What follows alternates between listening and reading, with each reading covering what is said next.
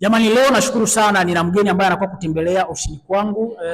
Nakumbuka kabisa ni mgonjwa ambaye nilimhudumia na alikuwa na changamoto ya mtoto wake, lakini ataelezea mtoto wake alikuwa na changamoto gani. Lakini leo nashukuru Mungu na anakuja kunitembelea ofisini kwangu. Sijajua anakuja na nini, labda tutamsikiliza mwenyewe aseme.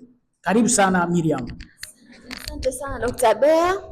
Mimi mwanangu alikopo na changamoto kubwa ya kukunja goti na pia alikopo shingo yake imelegea, na hata pia alikopo ni hata kushika kitu hivi labda hivi mfano wa kikombe kizito alikopo hawezi kabisa.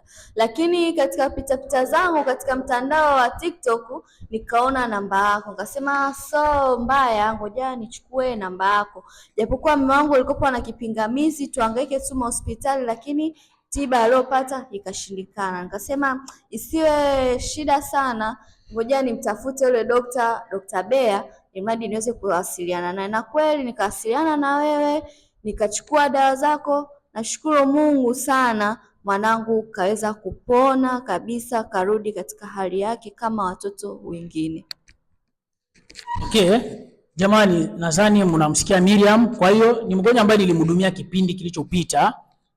Na leo anakuja kushukuru na kutoa shuhuda kabisa Mungu anamsaidia mtoto wake yuko vizuri. Kwa hiyo kama wewe mtoto wako ana changamoto yoyote ile, mtoto ambaye alichelewa kutembea, anachelewa kutambaa, ana changamoto ya bawasiri, ana changamoto ya manjano, ana changamoto nyingine ile ambayo inawapata watoto, unaweza kachukua namba yangu kwenye bio kwa ushauri na matibabu.